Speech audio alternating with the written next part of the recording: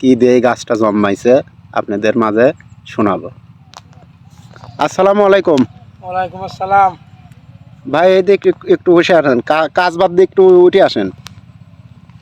আসলাম ভাই, কাজের লোক আমরা। হ্যাঁ ভাই, এই যে এখানে জাংলা দেখতেছি আপনারা, জাংলায় কিরকম এই লাউ ধরবে? ইনশাল্লাহ ভালো, 40 দিন 50 দিনে ফল আসবে। 50 দিনে? জি। আপনি এখানে কতটুক আর লাউ গাছ লাগাইছেন? এই লাগাইছি, পাশে এক পা জমি আছে, মরিচ লাগাইছিলাম, কুমড়ি ছিল। 30,000 টাকা কুমড়ি বেচেছি। হ্যাঁ। এখন আল দিয়ে লাউ গাছ লাগাইছি। এটা আসবে, তারপর ইনশাল্লাহ বেচবো। আচ্ছা আচ্ছা, তাতে আপনি এটা খুব লাভবান হয়েছেন তো? ইনশাল্লাহ খুব ভালো, সবজির আবাদে খুব ভালো করবি পারলে। এ খরচ কিরকম হয় এই সবজির আবাদে?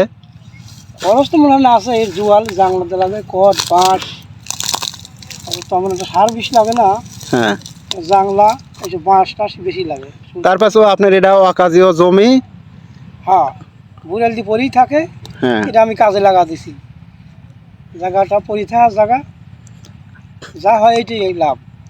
আপনার মতন এরকম কৃষক ভাইরা হলে পরে তো অকাজীয় জায়গায় এরকম লাউ লাগালে পরে খুব লাভবান হবে। অনেক জায়গা পড়ে আছে, আপনি যেরকম পদ্ধতিটা নিছেন।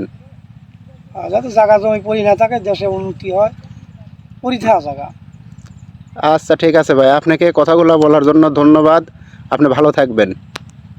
আসসালামু আলাইকুম। ওয়ালাইকুম আসসালাম।